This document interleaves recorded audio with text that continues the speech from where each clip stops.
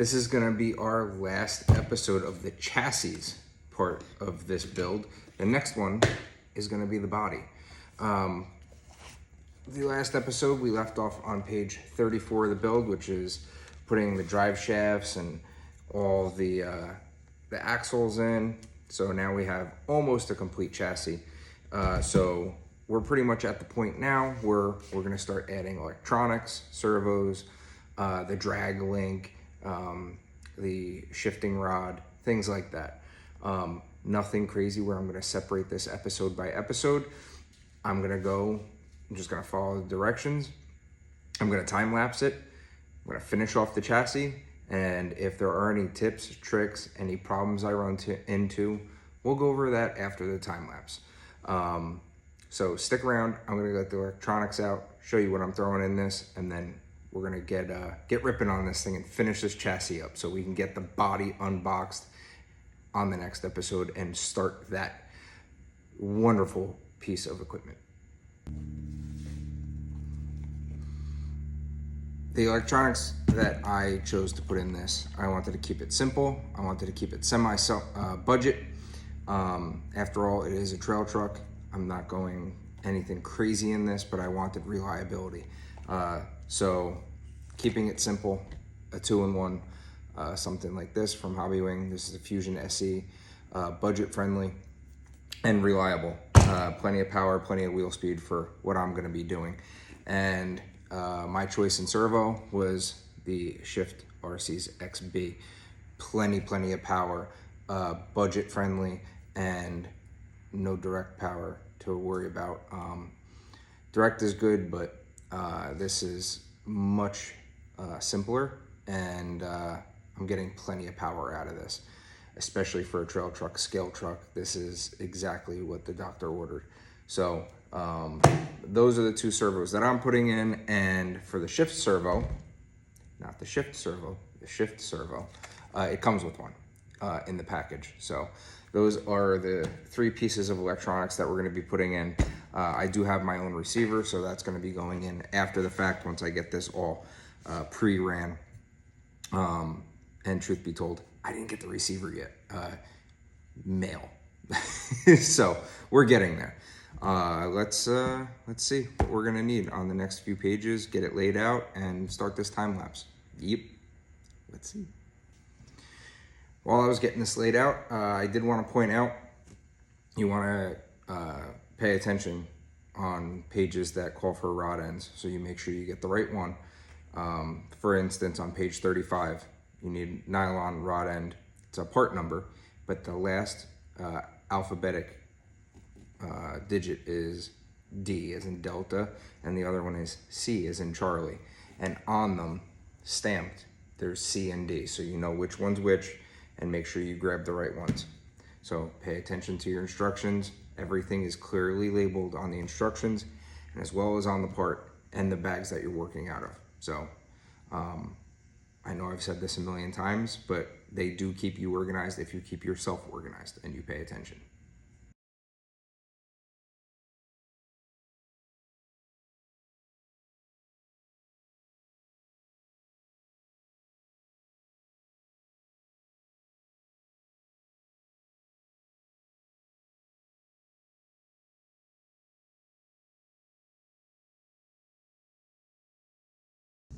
So this is where we are so far. We are up to page 37. And yeah, next is gonna be the motor. So we have our shifting servo and then our steering servo, which is a shift servo, in so far. And the center skid's on. The drag link is in, so steering is all set up. That all feels nice and tight. Everything is looking brilliant. Let's keep moving forward. No problems so far. Just a quick update. This is the correct orientation for the motor plate to go onto the transmission.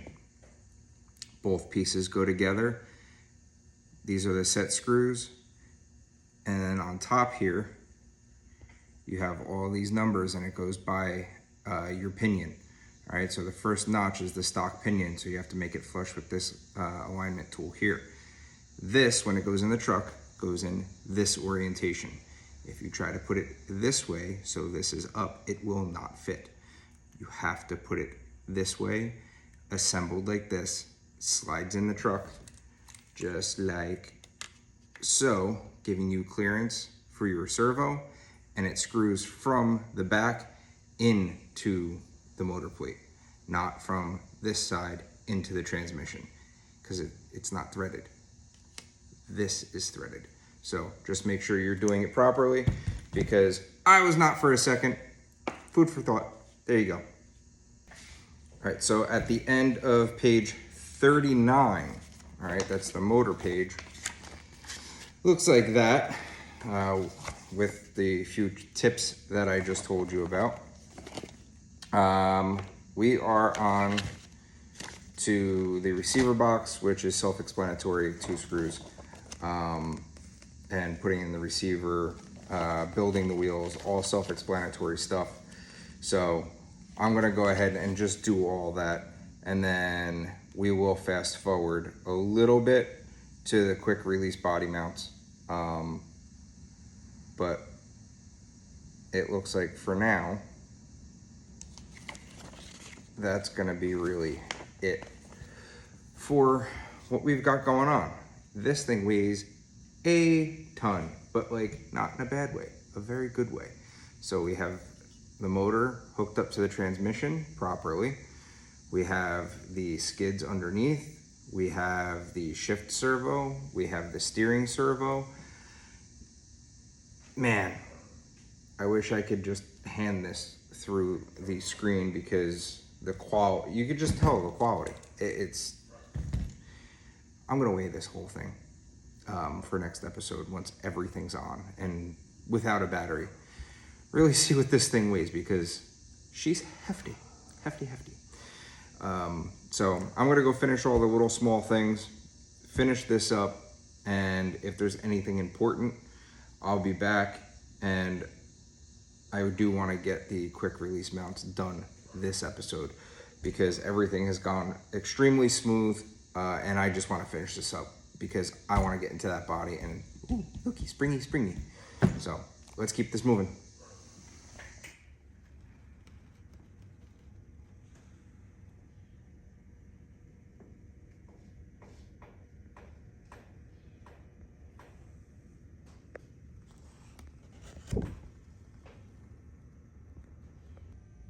We're done here. We finished the chassis. I went ahead, I built the wheels and tires, I put the handles on the rear bumpers, and we did the body mounts. So last few pages, last few things, I didn't time lapse it. They're silly things like building wheels, which we're gonna get to in a second. The body mounts are 2 spacers, 2 springs, 2 screws, all in the same hole. Extremely easy, 0 issues. Instructions super duper clear.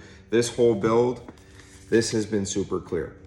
But just a word to the wise, pay attention to text boxes like this one. Any text box like that, any note on the page, pay attention to everything. It's gonna help you. There's a reason why it's there.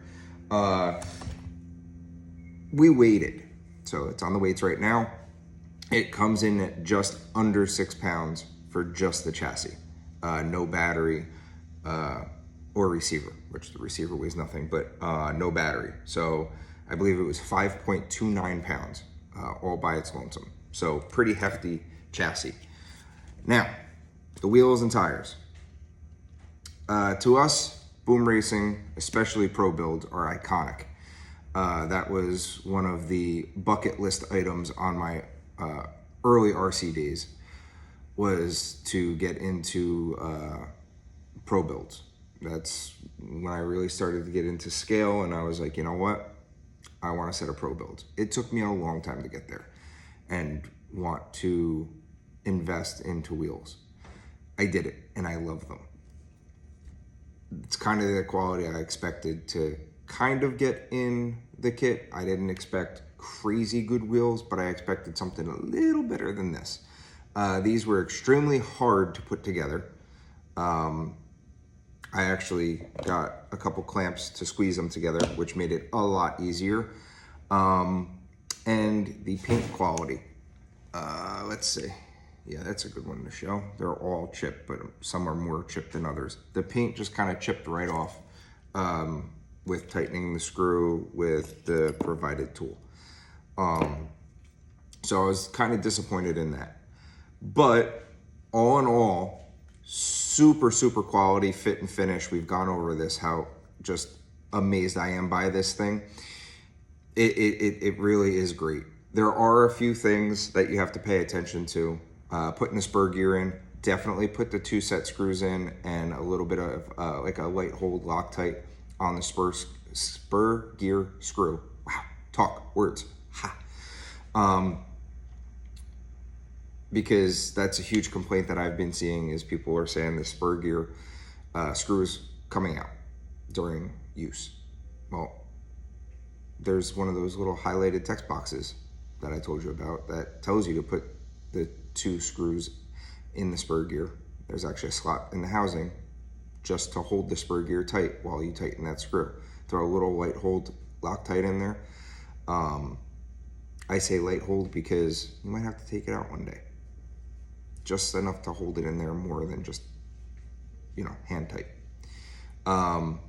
Your servos.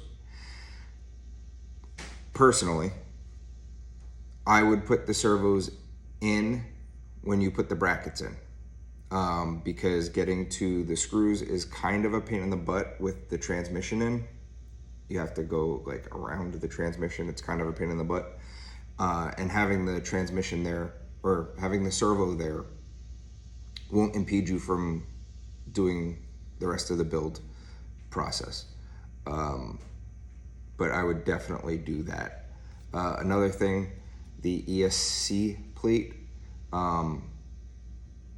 always skip ahead in the instruction booklet just to see where you're at and what you're doing, because like this ESC plate is much easier to put on before you put your motor in, because the screws go into the shock tower and you can't get to the shock tower because the motor's there.